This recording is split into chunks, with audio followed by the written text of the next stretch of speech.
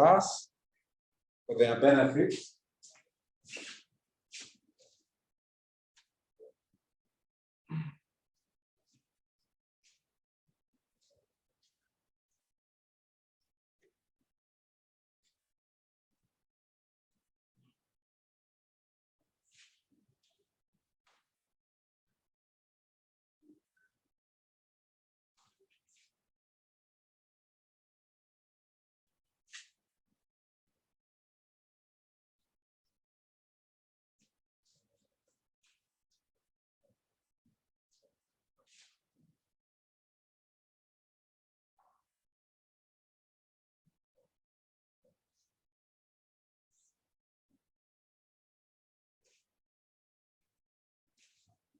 So we continue with chapter 4, most likely we finish with that. We just did, before we broke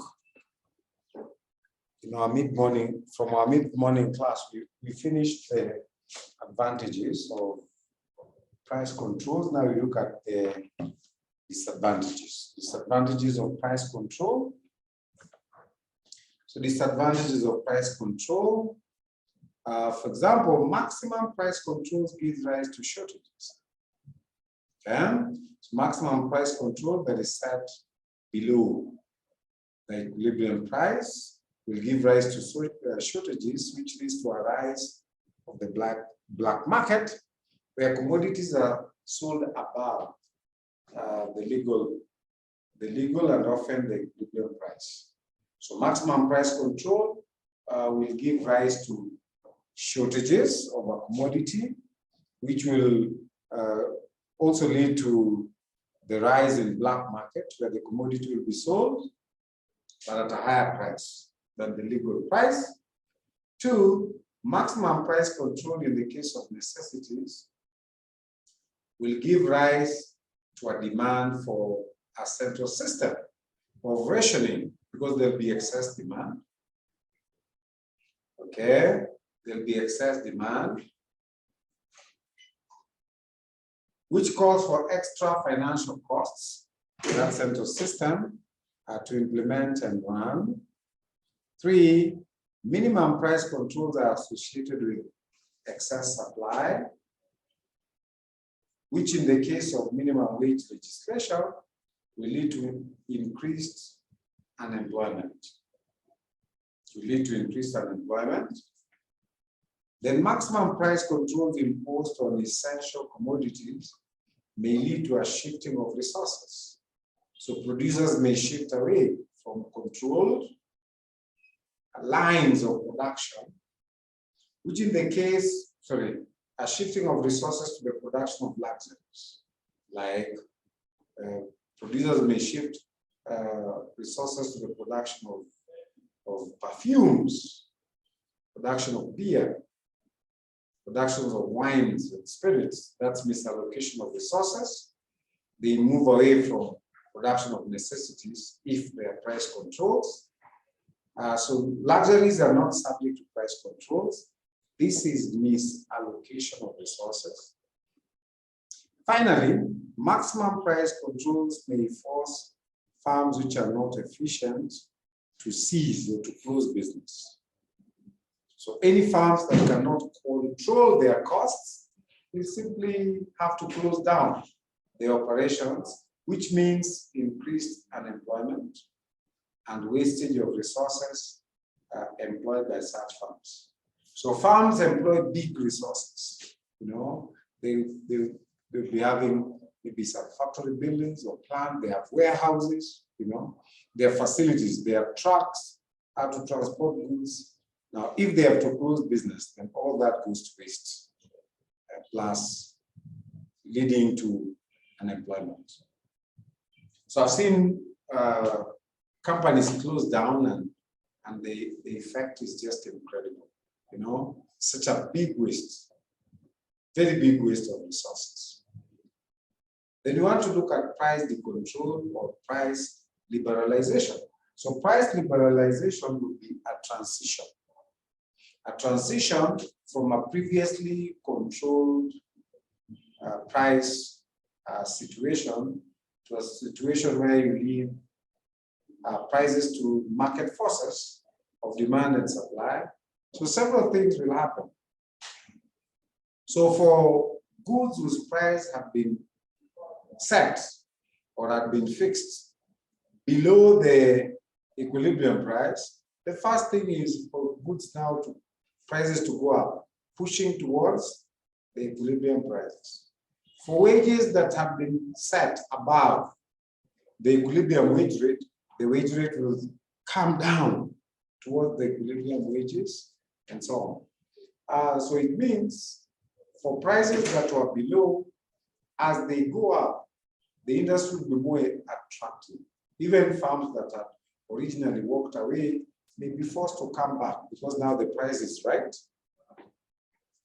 So a number of positive things will happen. The government can collect more revenue.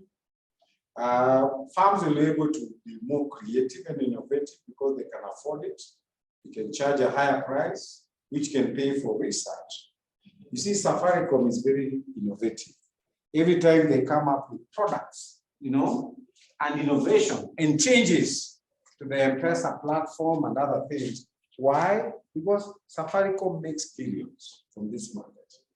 So the billions they have, they can invest on research and a lot of new products, They're always coming up with a new product, Better M-Pesa platform with features that were not there earlier. You don't see a lot of that with Airtel because they don't have such resources. So when prices are liberalized, there'll be more resources for research, creativity, innovative new products will come up, and consumers can benefit from better products, better services. And also, as more and more producers join the lines whose prices have been liberalized, eventually prices come down. They become stable after some time. So the government is also able to collect more revenue. There'll be increased innovation, new products, So what is the control of price liberalization? This refers to a transition from a system where prices are fixed by the government to one where the prices are determined by the market forces of demand and supply. In many countries, including Kenya, there has been a tendency to control the price of commodities, where prices were previously fixed or controlled. The effects of price decontrol are as follows. One, prices in the decontrolled industries will tend to rise at first.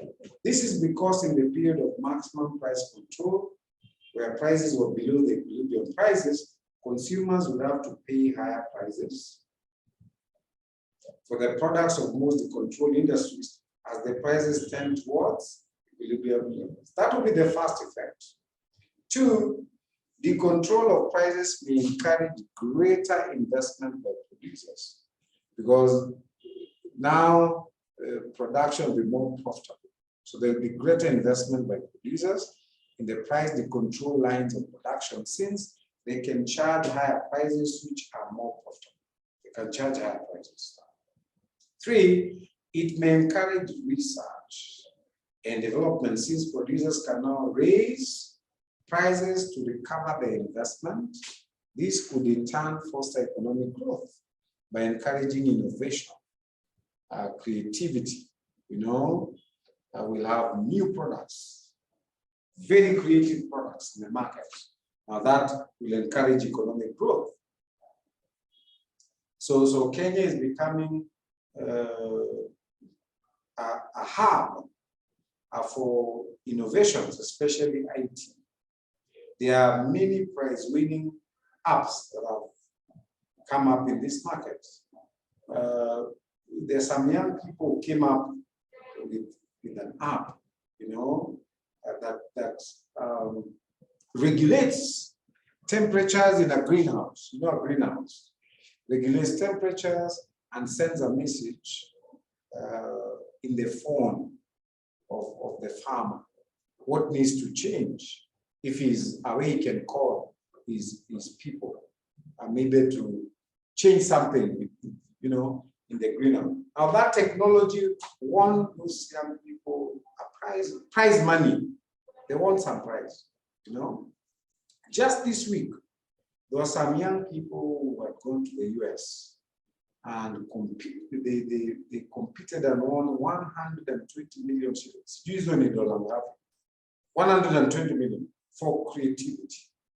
You know, they went and demonstrated the innovation, you know, and they won prize money. So Kenya is becoming a hub of creativity, innovation of IT products, especially ICT and others. You know, within Africa and even globally. So we are saying if the economy is liberalized, like now, most of prices are not fixed. High prices could attract more creativity, which leads to more products and innovation, which encourages to economic growth. 4, it is likely to lead to more efficient allocation of resources. So you'll not have this excess demand. There's excess demand when the price has been fixed below the market price. There's excess supply when the price is fixed above, you know, when you put minimum price control. Now, both are inefficient. You know, a lower price will bring excess demand, which is inefficient, and the higher price, minimum price control, will lead to excess labor, excess supply, you know, leading to a requirement of rationing. Now, those excesses are inefficient. Once you remove controls, then there'll be efficient allocation of resources in the long run. In case of both maximum and minimum price decontrols, since there will be no excess supply and demand. 5, in the long run, as more farms enter the decontrol lines of production, this is likely to lead to lower consumer prices in the very long run. Lower consumer prices because of increased competition.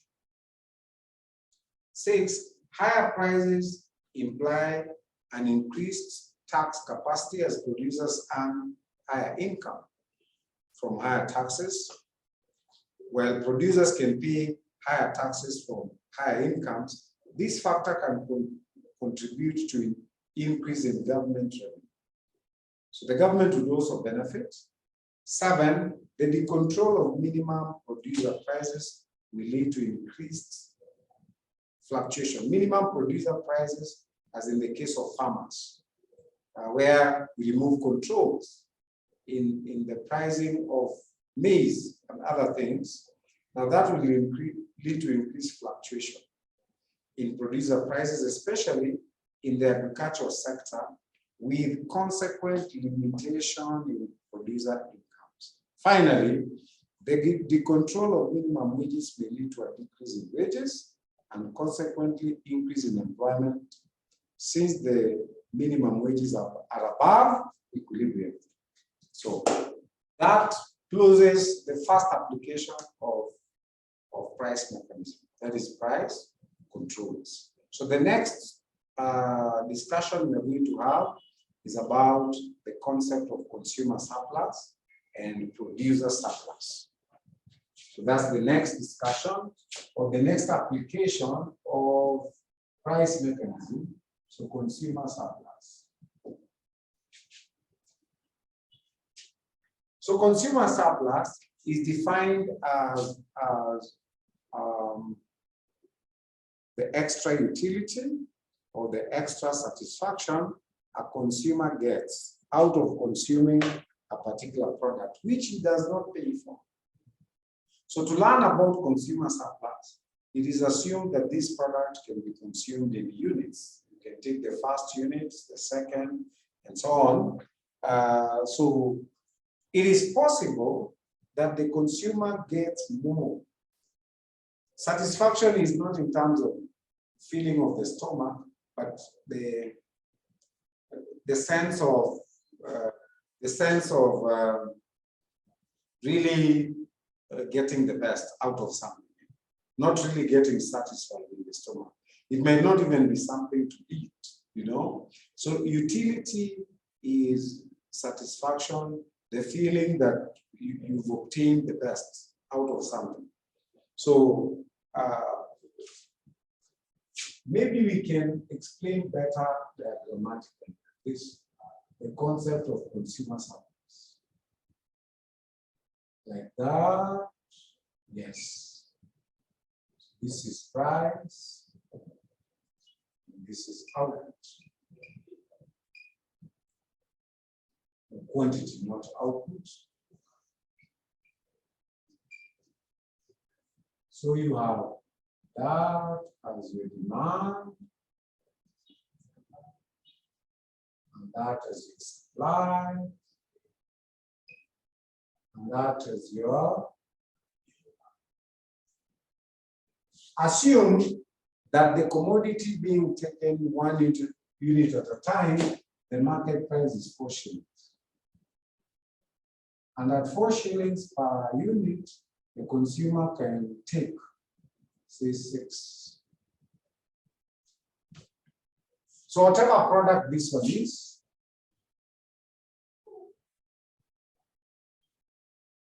whatever the product, that's the product.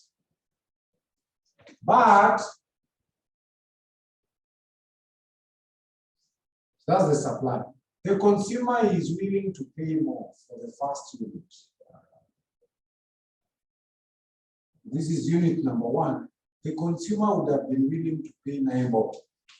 Because the consumer gets so much out of this unit, he feels he has obtained services for which he has not paid.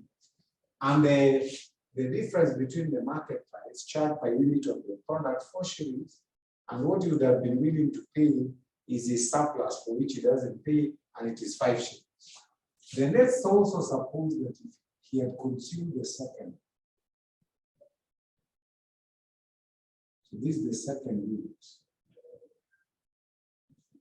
You'd have been willing to pay 8 shillings for the second unit. And the market is only charging him 4 bob per unit. You'd have been willing to pay for the third unit, maybe 7. And you'd have been willing to pay 6 for the 4th unit.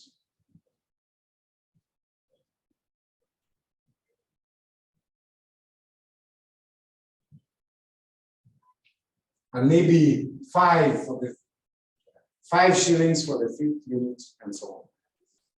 So the first unit, the consumer takes, he pays only 4 shillings, but he would have been willing to pay 9. So he gets excess satisfaction of which 5 shillings, which he doesn't pay. So that is called consumer surplus. So the total consumer surplus, if you will,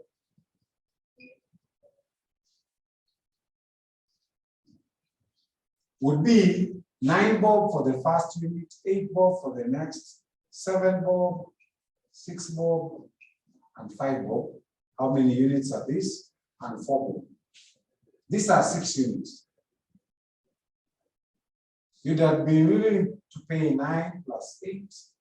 9 plus 8 is 17, plus 7 is 24, 30, 39. You'd be willing to pay 39 shillings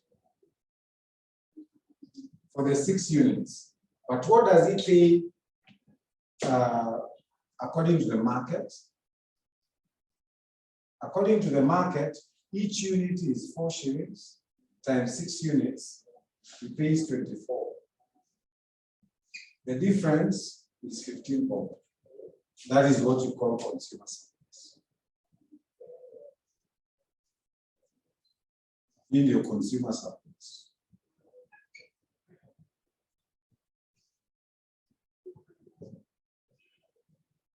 So utility, what you would have been willing to pay because of what he's getting out of the commodity is 39 bob. The other way was to get the area of this triangle, because this is what we call consumer surplus.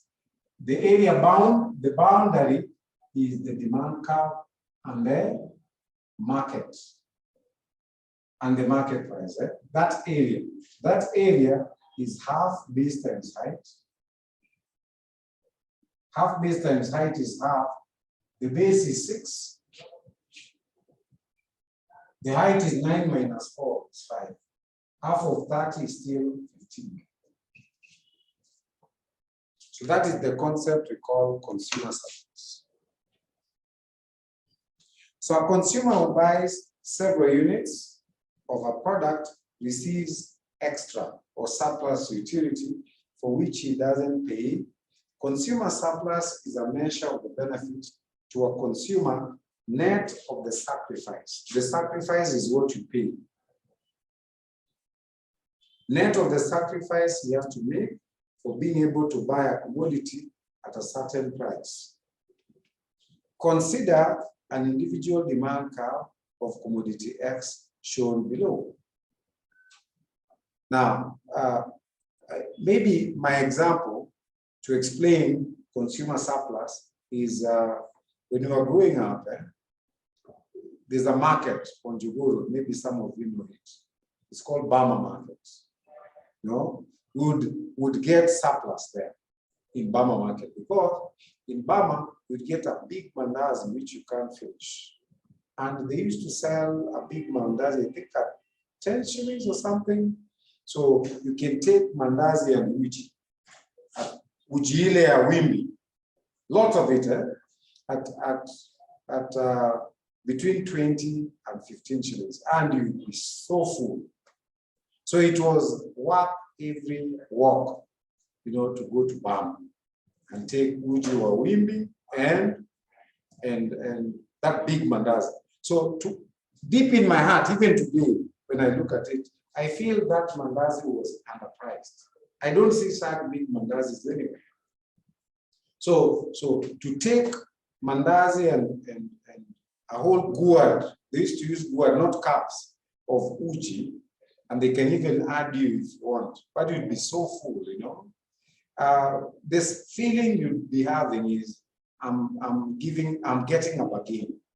I'm paying less than what I really should be paying. This food is worth more. This mandazi is too big for 10 bob, and so on. That is what we call consumer surplus. If you know of any good in the market, which you can, not just eating, it could be some place you go and you have a nice time, and maybe you feel the environment and everything, you'd have been willing to pay more because of what you get out of it. But they are charging you less. The additional utility or satisfaction which you are not paying for is what we call the consumer surplus. There's a brand of Bible pen sold in the market at only 20 shillings. Only 20 shillings. It dries very well. I can't remember the name. But you see, currently, I think a Bible pen goes at 25 or 30. A good 40 bob. A good Bible, this yellow one, goes at 40 bob, double that. So if you go to the supermarket and see the kind of Bible I'm talking about, and you're buying at 20 shillings, sometimes I look at it and say, well, this is a big bargain, you know. And those Bible pens write very, very well.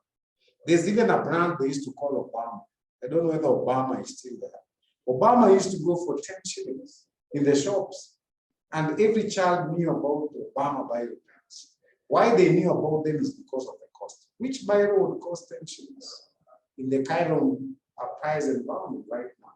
So it had a thin stem, the Obama pens, but they would write very well. But what was particularly attractive, even for kids, is the price. That you can buy a Bible pen at 10 bob. 10 bob for a Bible. So that's the kind of consumer surplus we're talking about. That a kid would be very happy spending 10 shillings because they feel deep in their heart it's a bargain.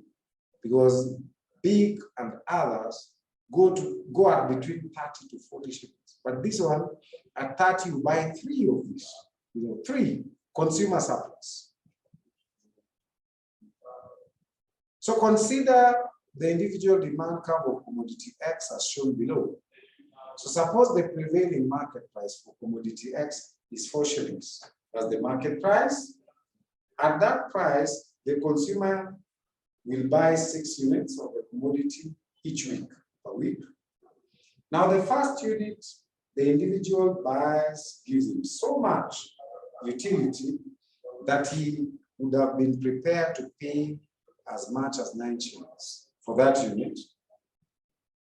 And so 9 minus 4, he receives 5 shillings surplus utility for which he doesn't pay. Similarly, he would have been prepared to pay 8 shillings for the second unit and therefore receives 4 shillings surplus utility and so on. Since a price of 4 shillings prevails in the market, he only has to pay 24 shillings for the 6 units, 4 times 6, instead of 39. So we get 39 by adding 9 plus 8 plus 7 like that, we get 39 shillings. So instead of 39, you would have been prepared to pay. The 15 shillings difference can be thought of as consumer surplus, and it is represented by the shaded area, ABC. The shaded area is the consumer under the demand curve and above the equilibrium price of 4 shillings. For a market demand curve, the consumer surplus is monetary indicator of the gap between the total utility consumers get, that society derives from a good, and the good's actual market value. So if you can get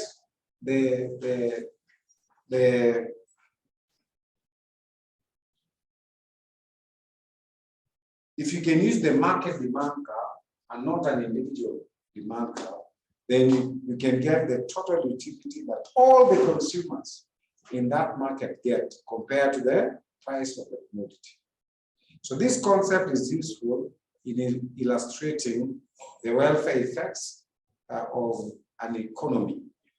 So an economy could be having taxes, or could be having even quotas, or could be having certain elements of imperfect competition which hurt the consumer. But you can still use the consumer surplus to illustrate maybe a few welfare effects that the consumer still gets from consumption of certain commodities in the market, despite taxes, despite quotas, and despite a difficult, maybe market controlled and a monopoly or an oligopoly, an imperfect market. You can still use the consumer surplus to determine the little welfare effects that might be available to a consumer, even in a market of taxes. Then producer surplus, the same concept as consumer surplus. The only difference here is that now we are looking at the supply. So we will be looking at the supply curve and the market price.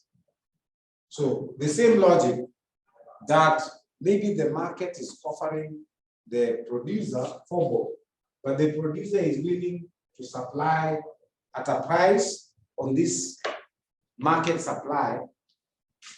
So the first unit, maybe the consumer would have been, the producer would have been willing to take on 1 shilling, but is paid FOBO. The second unit, the producer would have been willing maybe to pay 2 shillings, but is paid 4 shillings. The third maybe is paying 3 bob, and so on. So this area, bound by the supply curve and the market price of the commodity, will give the producer surplus. So a supply function represents the relationship between the quantities of a commodity supplied by a producer and the corresponding prices at which the quantities are supplied. So now we use the supply function. Supposing the price PE and the quantity Q are set under a competitive market system, the competitive price does not necessarily reflect the price that every producer may be willing to accept for his products.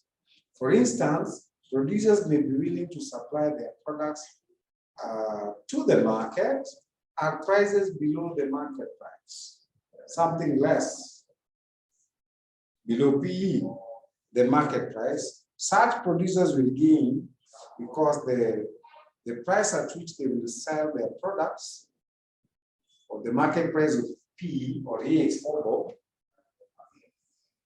is higher than the price at which they're willing to sell their products.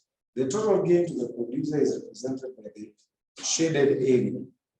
So here it's a bit complicated. They use integration, the definite integral, to get the area of the whole rectangle minus the area of the trapezium and shaded part to get the area of the triangle. That's not necessary. You can get directly the area of the triangle by using half base times height. So that's the second application of price mechanism. We've looked at the consumer surplus and the producer surplus. The last application of price mechanism, we now turn to why prices of agricultural commodities fluctuate, why they keep going up and down. So we look at price of agricultural products, and this will be the last thing in this talk. So reasons for price fluctuations in agricultural products. So of course, one of the main reasons is weather conditions, and that is what is affecting us in this country. A lot of us and farmers in this country depend on weather, and our weather, just like any other weather, is unpredictable. So you cannot base production on rain, because rain, sometimes it will come on time and it will come abundantly. Sometimes rain will not be there. So there are countries like Israel that produce abundant food, yet they have very limited rainfall throughout the year. Why? Because they harnessed ways of tapping into the rain that comes and making sure they don't even lose a drop. And they develop methods of irrigation.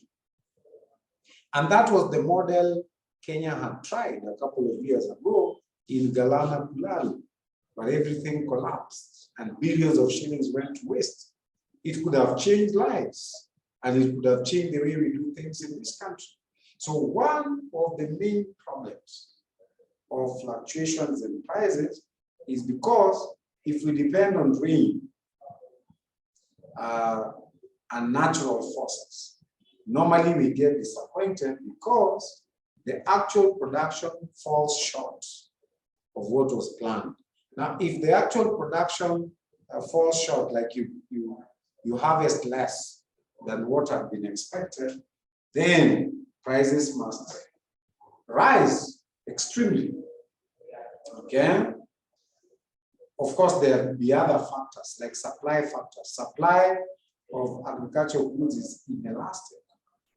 Inelastic means once a certain crop has been planted, you cannot change the output until the very next season. Now, because of these variations, pests, diseases, rainfall, which is unpredictable, there is always a divergence between the expected output and the actual output. So once there's a divergence, then prices must fluctuate. If there is excess supply, prices will go down. If there is shortage, prices will go up. It's all. So one of the main problems facing the agricultural industry is the instability of the prices of agricultural products, which fluctuate more widely than the prices of manufactured products. The reasons for these fluctuations derive from the elasticity of demand and supply of agricultural products and their supply conditions. So that's a summary. Elasticity of demand and supply of agricultural products and their supply conditions. So reason number one, the supply of agricultural products is more directly affected by natural forces. like weather, diseases, and pests, than the supply of manufactured products. In most cases, natural forces tend to be unpredictable and beyond the control of farmers. Thus, in agriculture, there is always a divergence between the planned and the actual output, while in industry, output is relatively predictable. The effect of this divergence is shifting of the short-run supply curve, whose position will depend on whether the harvest is good or bad. So we'll show diagrammatically how this demand curve will shift, depending on whether the harvest is good or bad. Number two, the short-run supply curve of agricultural products tends to be price inelastic. It cannot change much because of two reasons. A, once a given crop has already been planted, it is comparatively difficult to increase or decrease the resultant output. And B, it is relatively difficult to store agricultural products since most of them tend to be highly perishable. Milk, flowers, they're highly perishable. Thus, the amount supplied in the market will not depend on the price, but on the amount of harvest, which is illustrated here. So that's what we want to illustrate here and explain. So this will be our first diagram to illustrate the fluctuations in agricultural prices. So we have that. So this will be price, and this will be quantity. So first of all, we have the expected, what we are predicting, what we are expecting to happen in terms of expected demand. Expected demand will be something like that. That's the expected demand. Except expected supply will be something like that. So that's the expected supply. The long run supply, LS. So if things go according to plan, then this is the expected price, and this is the expected quantity. The price will be PO, the quantity will be QO. If things go according to plan. Like that. But usually that does not happen because of weather conditions, pests, and diseases. Suppose then that the actual output was only Q and were fixed at that amount, Q. So if the demand was perfectly inelastic means it will be a straight line. It cannot change. This is the long run demand. So if these were fixed at that level, say this is, suppose the actual output is S1, that's the actual output. Then price will rise very high. That will be the price of this product, P1. If the output is less than what had been planned. But it is also possible that the rainfall is very good and the output is more than what was expected. So output is more than expected at say Q. This is Q1, this is Q2. So if the supply is again perfectly inelastic, I call this S2, then the price will be the lowest here.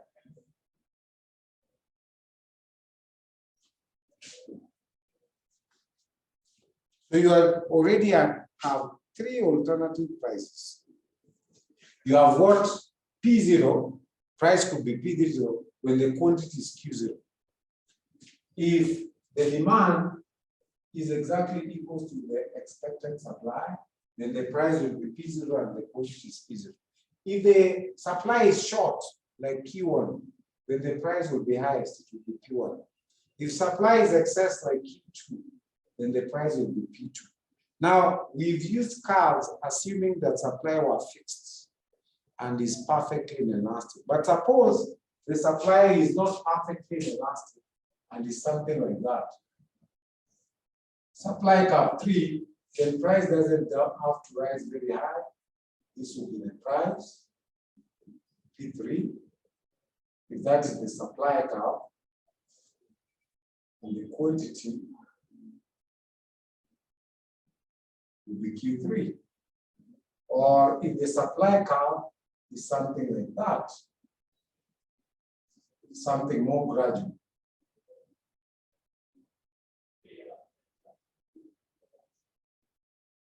If the supply curve is something like that, S4, then the price will be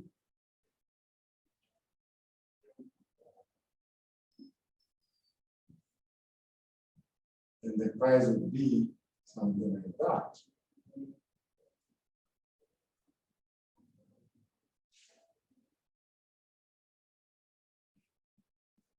All these are a range of prices, possible prices, depending on how the long run supply turns out. The actual output. So all these are possible prices, depending on the actual output and the supply curve.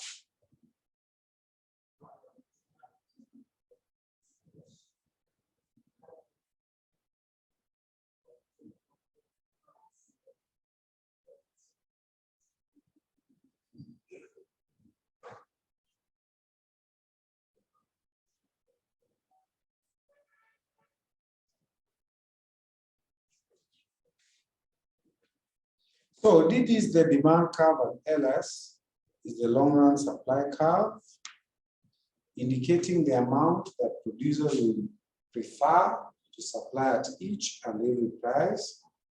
Thus, OP0 and OQ0 will be the equilibrium price and quantity respectively if,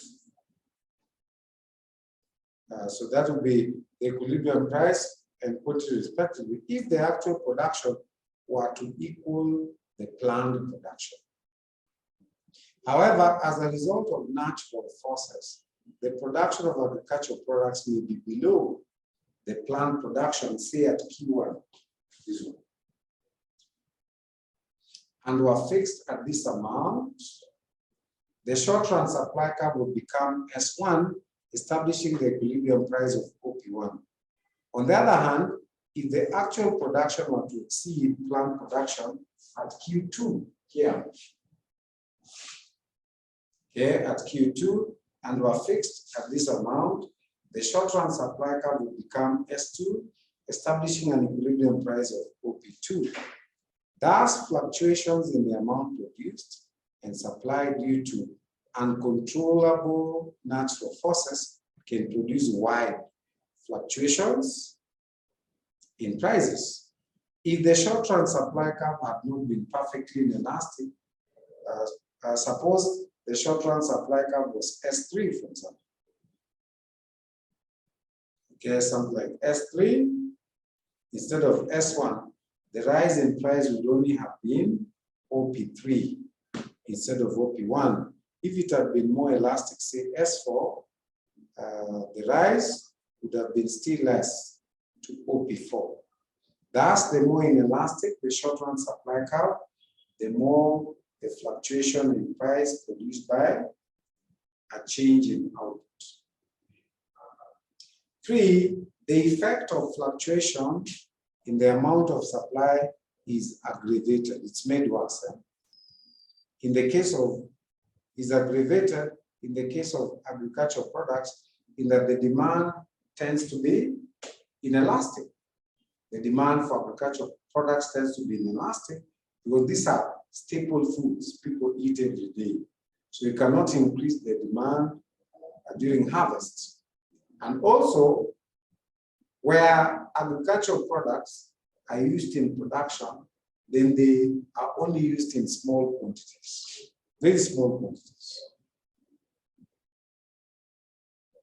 This is because of the following reasons. A, the demand for foodstuffs tend to be inelastic, especially in the case of staple foods. You eat them every day, so the demand cannot increase beyond a certain amount, yet you have to continue consuming.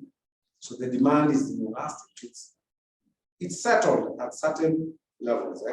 So you cannot double your intake simply because there's much more. And B, most agricultural commodities are only inputs used in the production of other products, in the production process, and form a very small proportion of the total cost of that product. Consider the diagram below. So the diagram we are going to give is something like this. Something like this. It will relate to the demand of agricultural goods.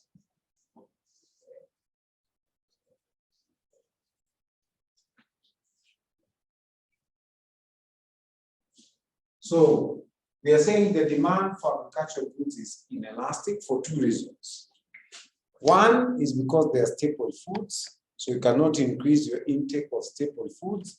And two, those used in production are only take a small part in the production process. So even in production, only small amounts are used.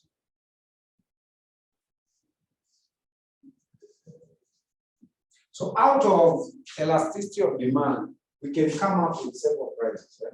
So let's say this is one of the demand curves, and you call this D1, D1, and there's another demand curve. Let's suppose this is D2. So different demand curves, and this is the supply, long run supply. So that is the equilibrium price and quantity.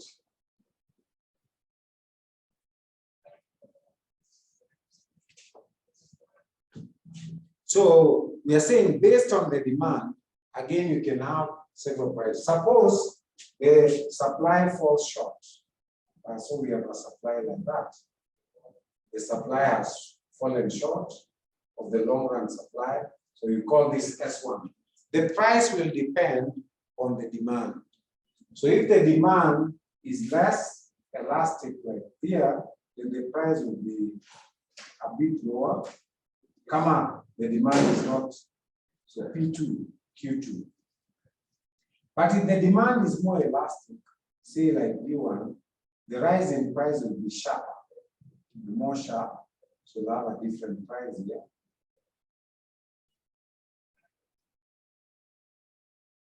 This will be P1.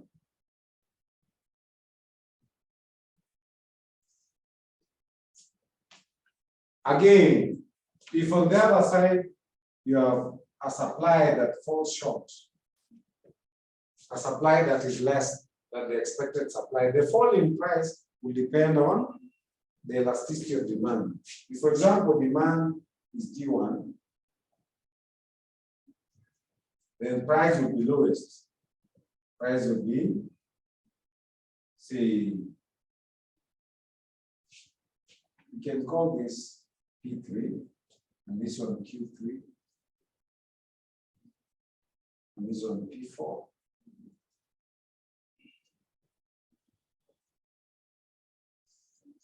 Now, all these again are ranges of price that depend on which demand elasticity is in the market. Do we have D1, D1, or is it D2, D2? If it's D1, D1, the prices will be sharpest. Very high P1 and the lowest P3. If you're using the demand for agricultural commodities, for example, to be D2, D2, the prices might not be as high. You could have P2 on the other high side, and on the lower side, you could have P4, which is not as low.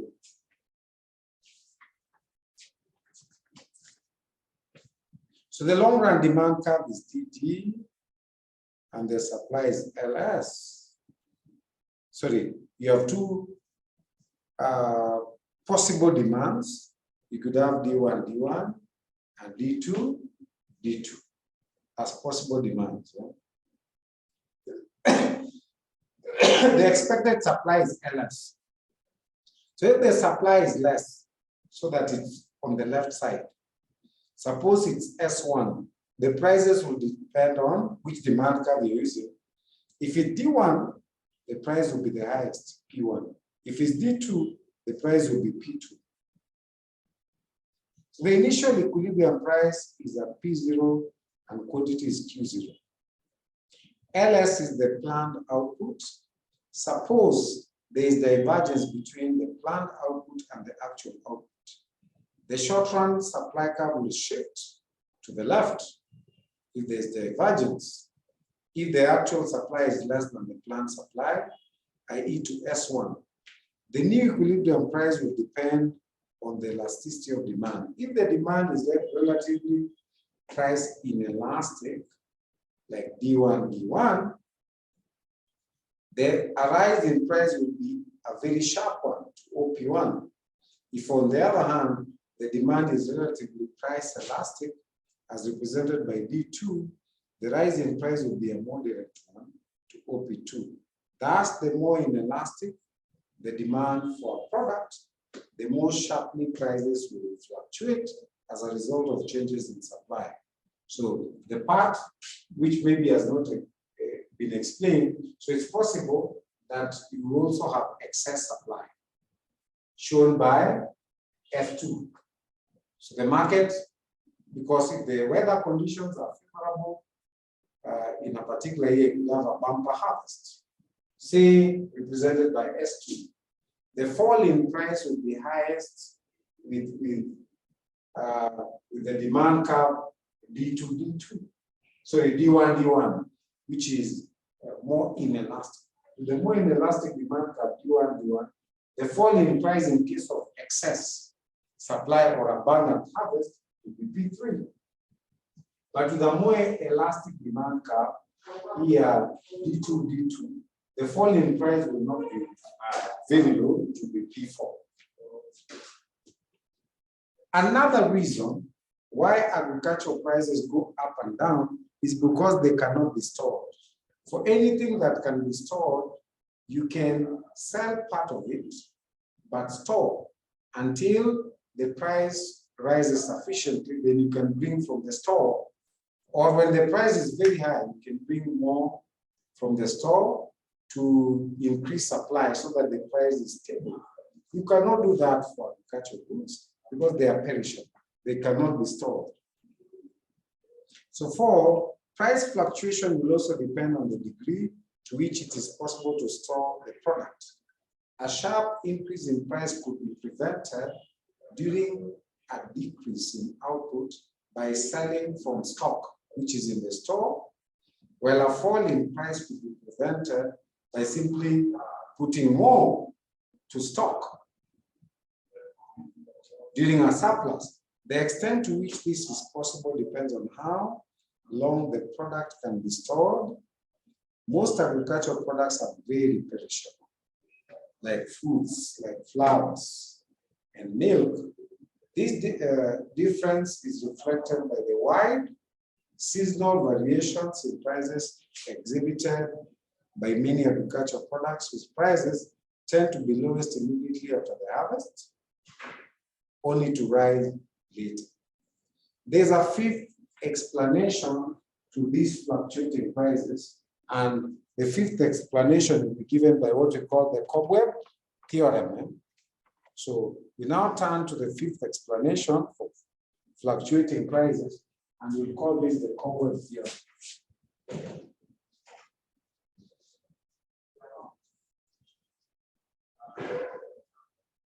So this is how the Cobweb Theorem works.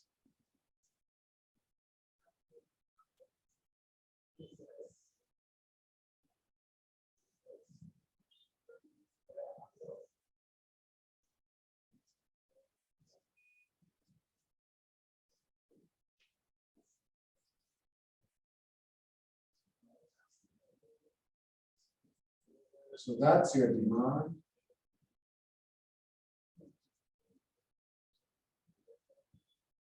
And that's your supply.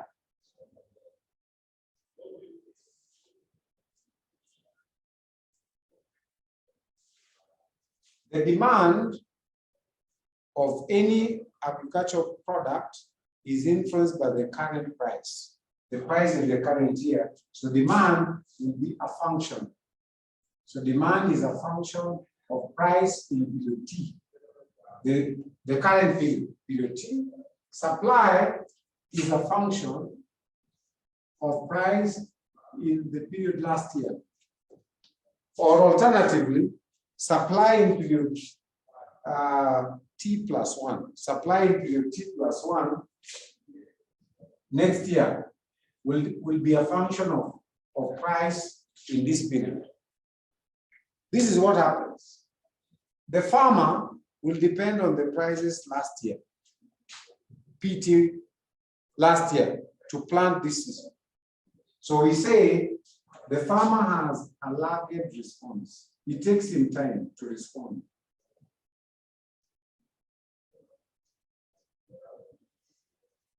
He'll respond to prices this year by planting for next year. So it starts from somewhere here. Suppose the prices last year for this product was 3 last year. Then this year, the farmer will plant Q2, hoping to get a price of P3. The price of P3 was there last year.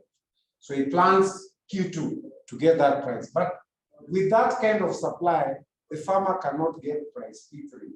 Which price will he get? You extend the demand curve like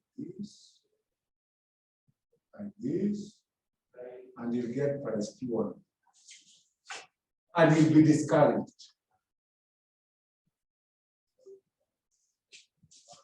So he was expecting price P3. He got price P1 because of the quantity of supply Q2. So when he's discouraged, he will reduce what he plants. He now plant Q3 in year 3. He'll plant, Q2 was planted in year 2. In year 3, he plants less. He plants Q3. However, if he plants only Q3, the price is better for Q3. You will project it to the demand curve like that.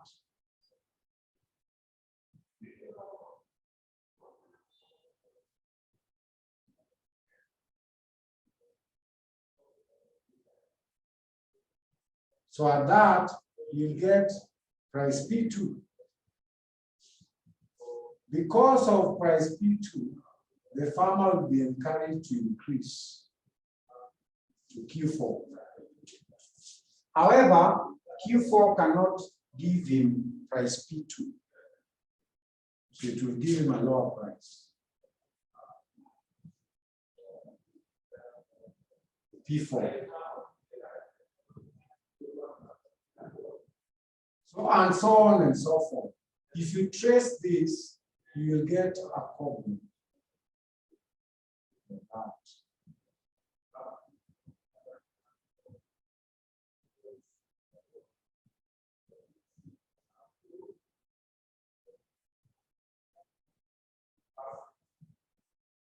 You get the shape of a cobweb.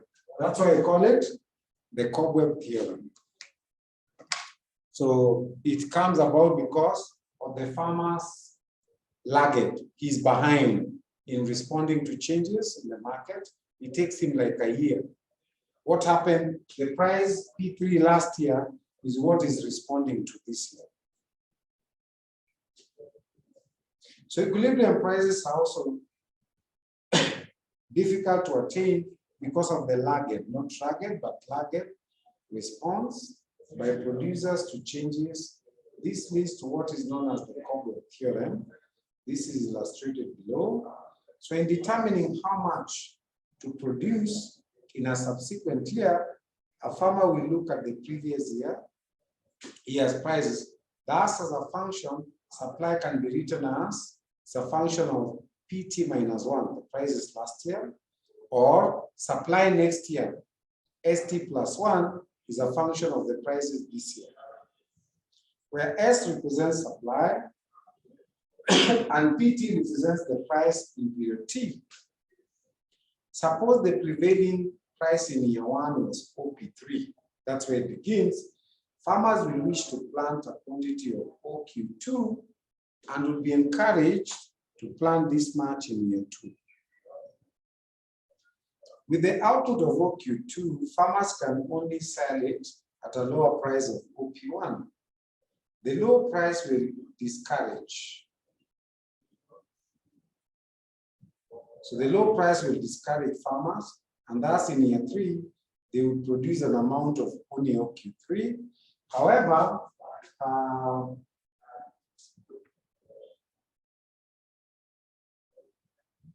in year 3, OQ3 is not enough in the market and prices will shoot up to OP2.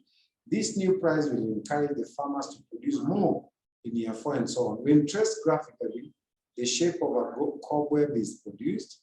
That's the name of the theory. Also, it can be shown graphically that prices will be fluctuating from year to year because of the lagged response of farmers to price changes. So government's action to stabilize prices of agricultural goods or agricultural products. Now, we are not going to discuss buffer stock because it was removed from your syllabus. So the examiner cannot ask you about buffer stocks to help to cushion the agricultural production. So let's skip that. We're also not going to talk about stabilization fund because it's not there.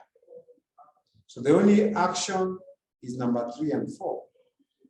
The government can put price controls to help the farmer fix the price, minimum price control, so that the producer can be assured of some stable income, remove fluctuations. Another way is for the government to diversify, like allow farmers or encourage farmers to have different crops, so that if one fails, you can maybe get a good harvest from the other crop. Alternatively, even markets can be diversified. You can diversify from regional markets to another region, or even countries. Uganda has been selling their maize to Kenya. Now they've diversified to South Sudan, because South Sudan is willing to pay them more than what they were getting from Kenya, and so on. So diversification of markets. So price controls, maximum price legislation or price ceiling, and minimum price legislation or price floors can be used to assist the farmer.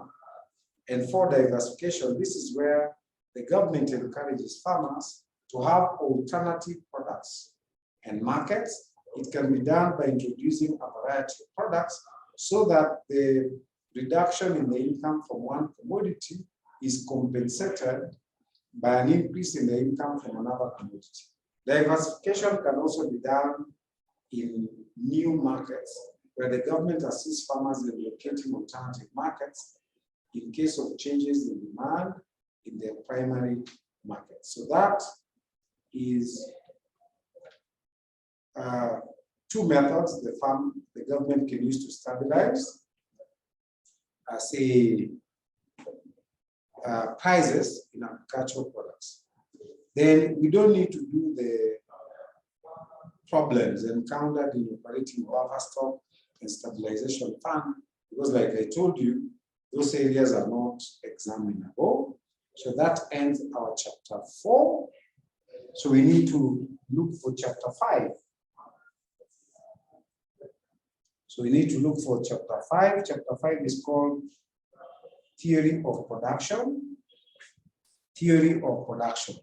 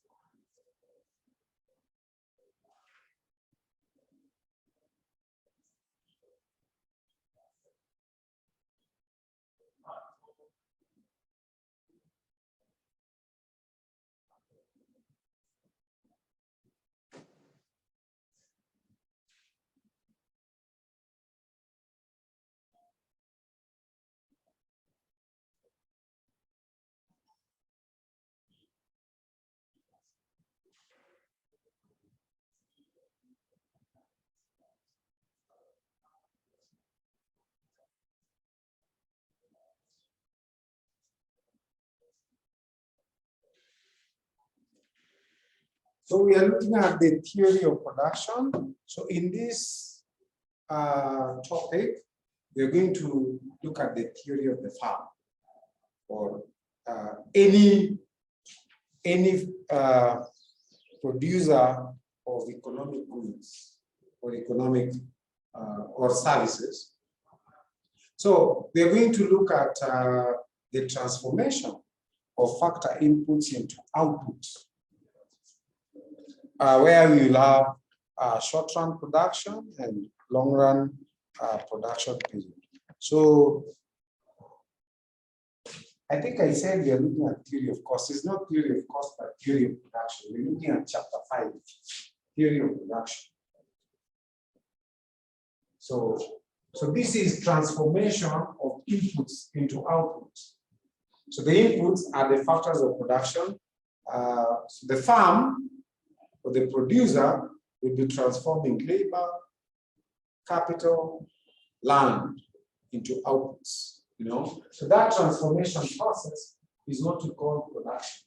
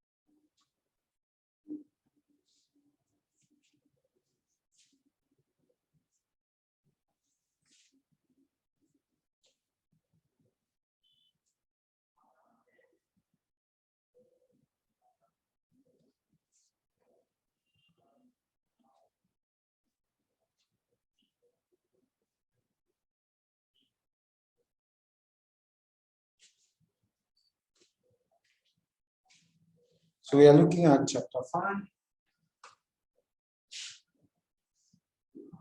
theory of production.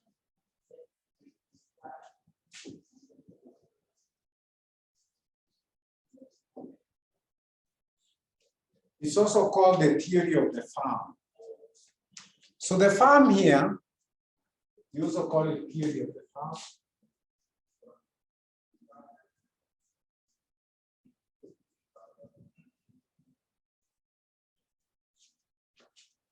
So the farm is any entity that can combine inputs into outputs. Any entity will be referred to as the farm.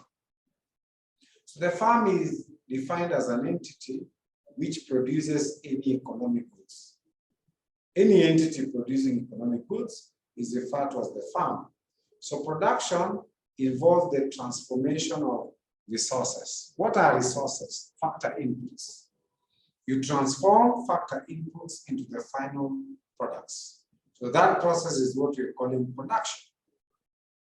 This transformation entails the combination of the factors of production in varying proportions. So you combine factor inputs in varying proportions to produce at a given output level. So the relationship between the inputs and outputs can be summarized into a production function.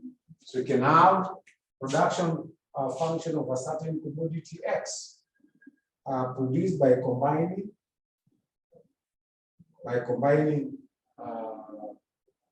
this is labor, land, and capital.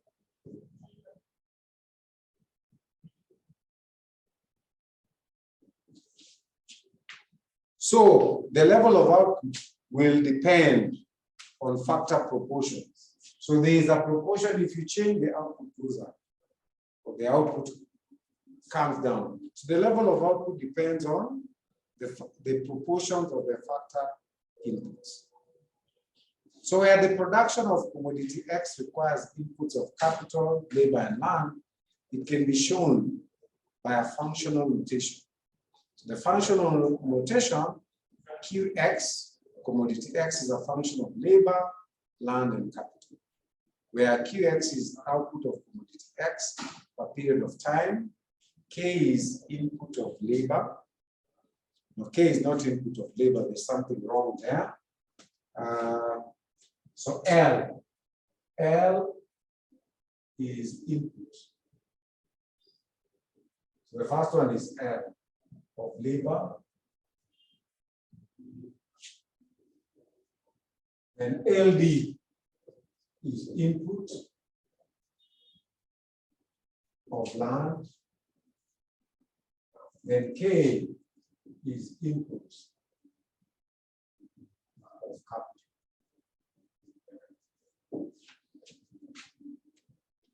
Thus, the output of commodity X is a function of inputs of capital, labor, and land. So the output level will depend on how these factor proportions are combined in order to produce the final output. So in this analysis, the assumption is the technology we are using is the most efficient, and there is no way you can change output by changing technology. So the technology we have is the best technology. So the only way you can change your level of output is to change the factor proportions of the inputs. So it's only the inputs you can change because the technology we have is okay. So it gives us, it's the most efficient technology. So it gives us the maximum output. So the assumption is that. So because the technology is the most efficient, the only way I can get better output is by changing these factor combinations. Now, if that were true, then we'll divide our production period into two. There'll be short-run production period,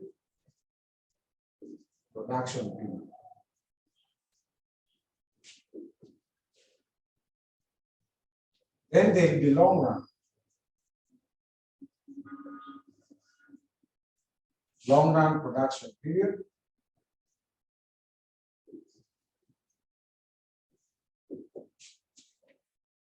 Because we are varying inputs, in the short run, there are certain inputs that cannot change. At least one of the inputs cannot be varied. For example, in the short run, a farm cannot build a bigger factory. They cannot do that.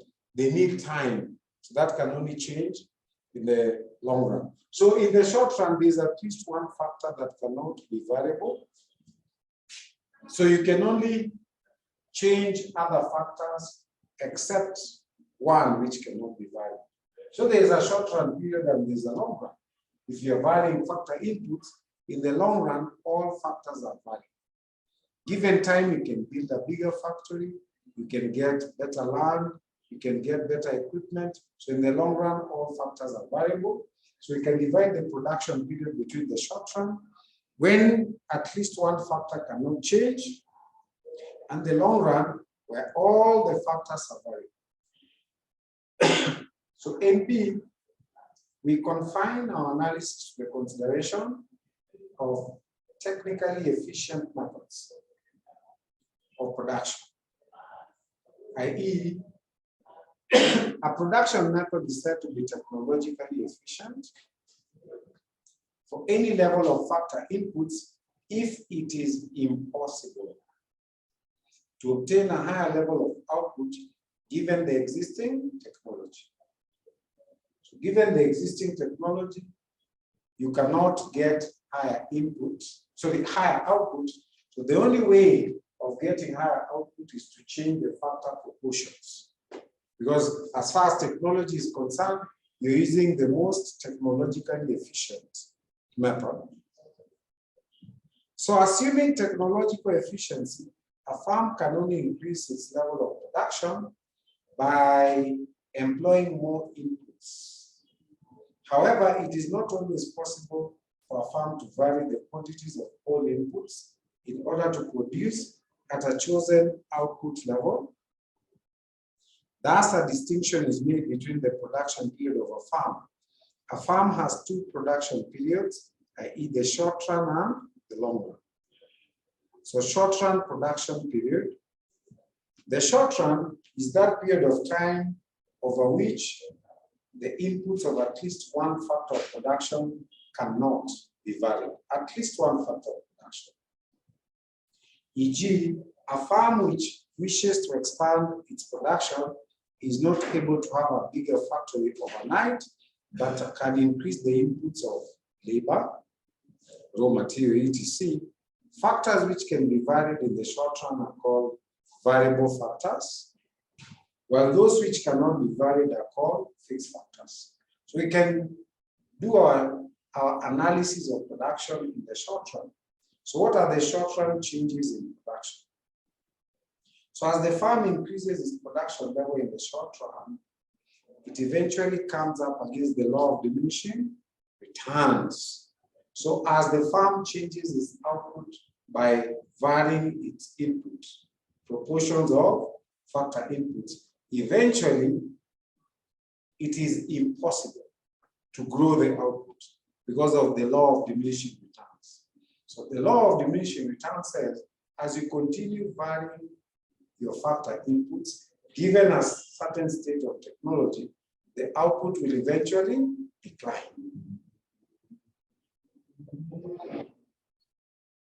So consider the following. So to illustrate this, we'll consider a wheat farm is producing under the following conditions. One, fixed area of land. So our land here is fixed. So I'll put a bar here, and this is now wheat. So area of land is fixed. I put L bar. So the quantity of land cannot change in the short run. Fixed quantity of capital equipment. So this is capital equipment. I put a bar on capital equipment. So capital is fixed. Labor is variable and homogeneous. So labor in the short run is the only variable factor, and labor is the same. Homogeneous means the output of labor is the same. So when you employ, each additional worker adds the same amount of output. It's an assumption. So under the above conditions, the farmer's production function of wheat can be written as QW is a function of L, which is variable, K bar is fixed, LD land is fixed, where QW is output of wheat, L is labor inputs, K is capital inputs which are fixed, LD is land inputs which are also fixed. The table below shows how the output of wheat varies as additional workers are employed on a total fixed area of land with fixed capital. So column 1 will give you labor, number of workers, and labor is variable. It's the only variable factor in the short run. Total product is our first kind of output. So our total product is the second column. Average product is the output for each worker, is third column. Marginal product is the extra or additional output, what you add to the total output by employing one more worker. So if you look at total product, so the total product will start increasing, but at an increasing rate, a very high rate from 0, yeah? So it increases to 4, then to 14, it starts at a very high rate, then to 25.5, then to 40, 60, then it starts decreasing now at a decreasing rate, you know? From 60, it is increasing, yes, but by only 12. Earlier it was increasing by 20. Now it increases by 12, then it increases by only 5. It is increasing, but at a decreasing rate. So that's the law of decreasing returns at work. Decreasing marginal returns. Then it goes to 77, from 77 to 80, it has only increased by 3. 80 to 81, it has increased by 1. Then it is stuck there. After 81, it starts falling to 75. That's the law of decreasing returns in the short run. How about the average product per employee? So the average product by employee you get by dividing column 2 by column 1. Number of workers you divide by, total output you divide by number of workers to get the average product, column 3. So column 3 is also increasing at first. It reaches the maximum when you employ 5 workers. Then it is stuck at 12. The average output is stuck at 12, then it starts falling. The law of diminishing returns. Marginal product also starts increasing at the beginning up to a maximum of 20 when you employ the 5th worker. After that, it falls to 12, to 5, to 3, to 1, to 0. By the time you're employing the 10th worker, he's adding 0 to the total output. Then it goes to negative. The 11th worker adds negative. So the first few workers up to the 5th worker, you can see at the end, there's an arrow, it says increasing returns. From the first unit of labor to the 5th, they add to increasing returns. Then you have decreasing returns after that, So the law of decreasing returns sets in. So column 2 represents the total product, TP, and shows what happens to the output of wheat as the number of workers varies. The total product of wheat reaches its maximum when 10 workers are employed, beyond which it starts to decline. Column 3 represents the average product or the total output per worker. The average product of a factor of production is the total output per unit of the factor. So total product TP divided by L, the variable factor input, where AP is the average product, TP is the total product, L is the units of labor inputs. The average product reaches its maximum when 6 workers are employed, beyond which it starts to decline. Column 4 represents the marginal product. The marginal product of a factor of production is the change in total output or total product, TP, as a result of change in the variable factor inputs. In the case of labor, marginal products can be represented as change is shown by a triangle, change in total product over change in labor. So where MP is marginal product of labor, that triangle is change in total product and change in a unit change in labor units. So the marginal product reaches its maximum with the employment of the 5th worker, beyond which it starts to decline. So you can be able to illustrate the relationship between the average product and the marginal product. So you can see the marginal product starts from 0, rises very fast, reaches the maximum at 20, and then starts falling. So 20 is reached when 5 laborers are employed. By the time you exceed 5, it starts falling. So point A is called the point of diminishing marginal returns, because after point A, it starts to diminish. So the marginal product curve will fall. On its way down, it will cross, or it will cut the average product curve where average product is maximum. The average product is maximum at point B. So again, point B is the point of diminishing average returns. The marginal product, immediately it crosses the average product, both will start falling. But the marginal product will fall faster and reach 0 and go towards negative. So when you're asked to illustrate the relationship between marginal product and average product, then the examiner expects you to bring out a diagram like this and some explanation. So starting with low levels of employment, the marginal product rises with the increase in labor up to point A. It reaches the maximum. Where it reaches the maximum, any further employment of the variable factor will result in decreasing marginal product. Point A is the point of diminishing marginal returns. The average product reaches its maximum at point B, beyond which it starts to decline. Point B is the point of diminishing average returns. The marginal product begins to fall before the average product and cuts the average product curve from above, where the average product is at its maximum. As long as the marginal product curve is above the average product curve, the average product is rising. Where the marginal product curve is below the average product curve, the average product is falling. Both the average and marginal products decline eventually as more and more units of labor are employed to fixed amounts of the other factors.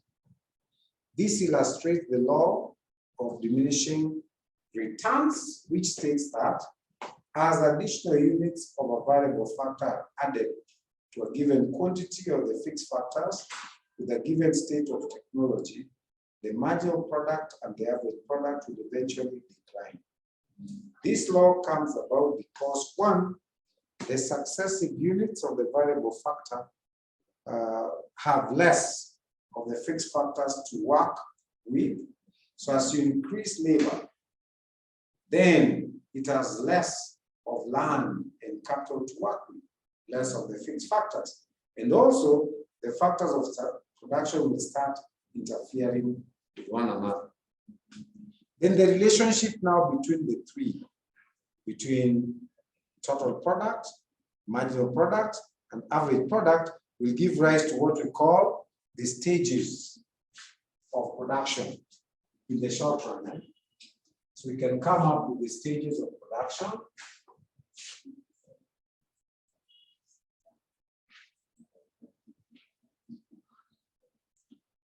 So we have total product, marginal product, and average product. On this side, we have labor. The variable factor is labor. So total product will start increasing at an increasing rate until it reaches somewhere. It will increase at an increasing rate, and then it will eventually fall. Then marginal product will come, reach its maximum there, and fall. That's the marginal product. Average product will be cut from below, like that, at its maximum point, like that, and it will also fall. This here is what we call point A.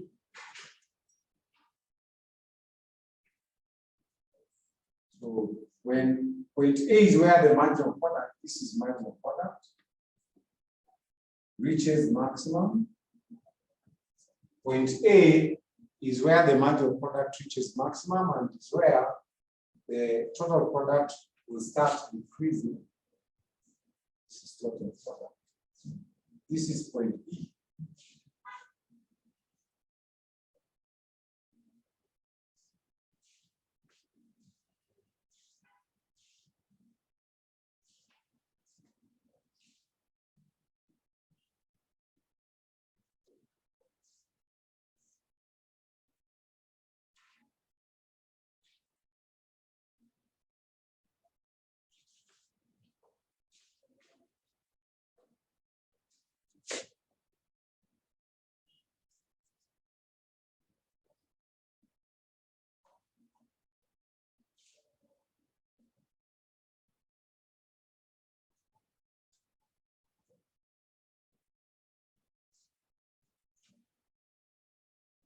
So this is stage 1 of production, stage 2 of production, and stage 3.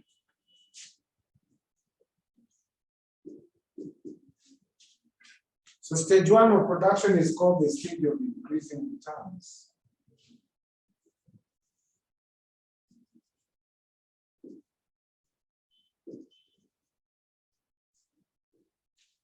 Stage 2 of production is called the stage of decreasing returns. And stage 3 is called the stage of diminishing returns.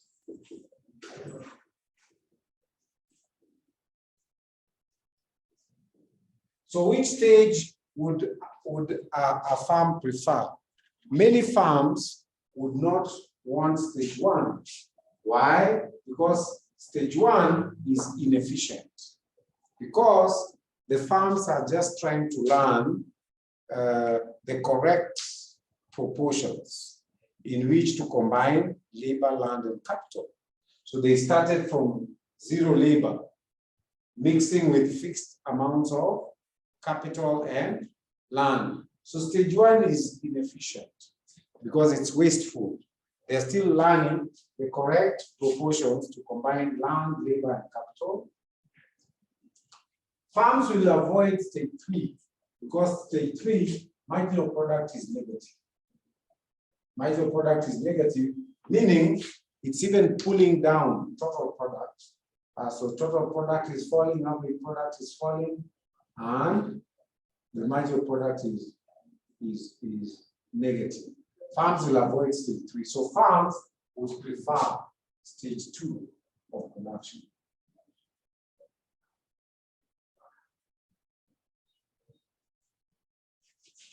So if you asked about stages of production, in the short run, these are the 3 stages. The production of the firm can be broken down into 3 stages. Stage 1, varying the units of labor inputs up to 6 workers. 6 workers is here. It is 6 where the average product is maximum, point B. We have increasing average returns to the variable factor. Stage 1 is characterized by the following. Both the marginal and the average products are positive. The average product is increasing. Marginal product is increasing initially up to a point where it reaches its maximum and then it starts to decline.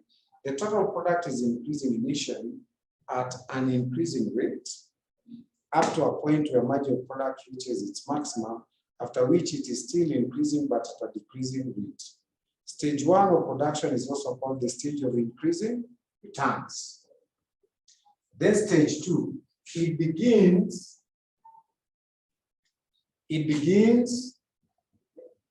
where the average product starts to decline up to the point where marginal product is 0 here. When the marginal product is 0, total product is maximum. So that's stage 2.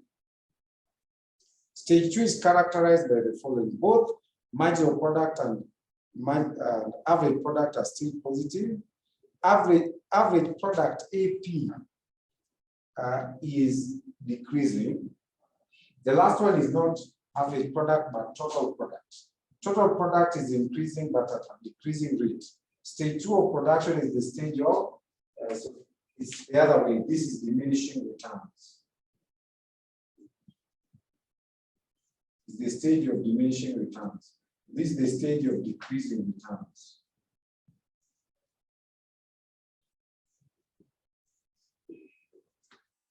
Stage 2 is the stage of diminishing returns.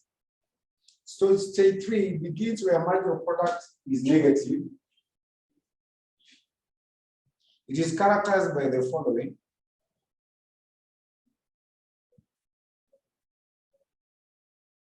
Marginal product is negative and declining. Average product is positive but declining.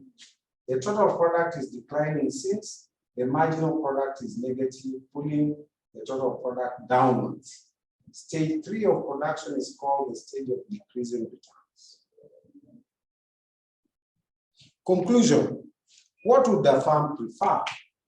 They would not want this stage because it's inefficient.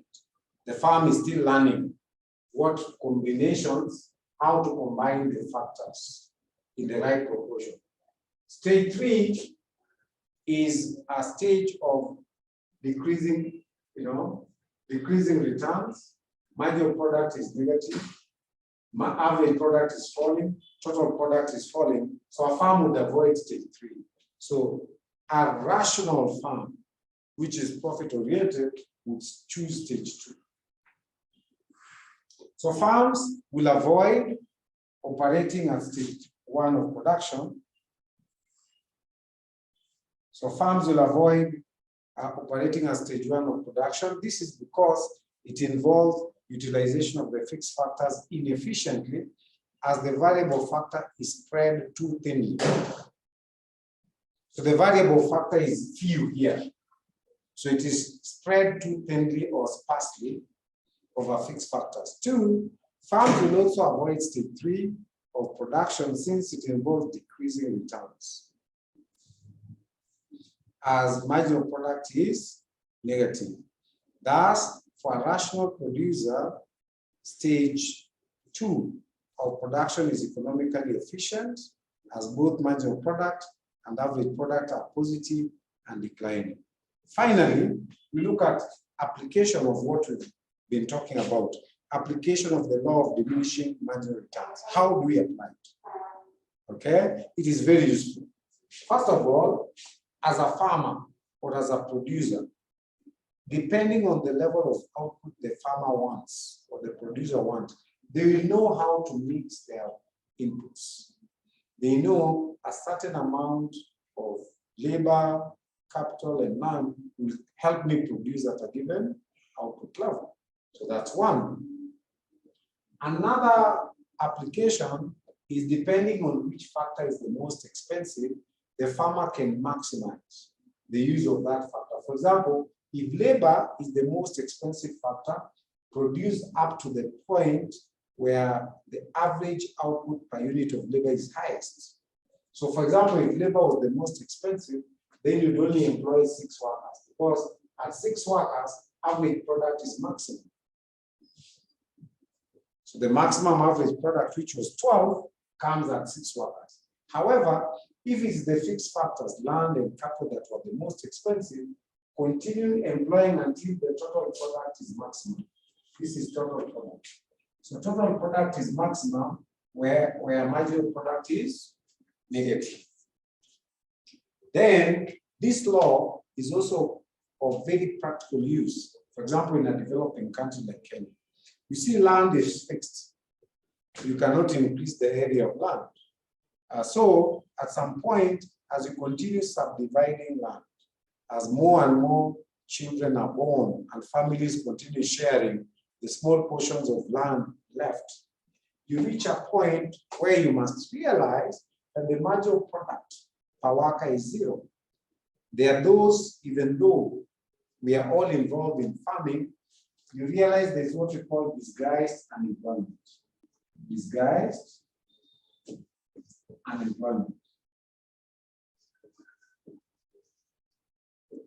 So what that means is there'll be many of the family members involved in farming on the same small piece of land where their marginal product is 0. It means if some people left and went to do other things, it will not change the output. So using this, you come to learn at some point in this law, maybe you need bigger land. You need to invest and try and buy bigger land because the marginal productivity is 0 and there is disguised unemployment. There are people who are not adding anything to the output. So the short-run changes of production involve changes in factor proportions. Thus, the entrepreneur can predict the effect on output of varying the factor proportions. This assists in making decisions on resource allocation and how far to vary factor proportions to achieve the desired output. 2, for a farm aiming to achieve least cost combination to produce at the lowest cost, it should try to maximize the production of the most expensive factor input. If the variable factor is relatively more expensive than the fixed factor, farms should expand their output up to the point where the average product is at its maximum. In our case, is when you employ 6 workers, then you get the maximum average product, which was 12. If it's the most expensive, employ only 6 workers. That's called least cost combination. So you maximize production of the most expensive factor input. However, if the fixed factor is relatively more expensive, firms should expand output up to the point where total product is at its maximum. Total product is at its maximum when you employ 10 workers. 10. However, if the fixed factor is relatively more expensive, firms should expand output up to the point where total product is at its maximum. The third application of this law, the law of diminishing marginal returns, it enables the firm to determine when they need to improve their technology.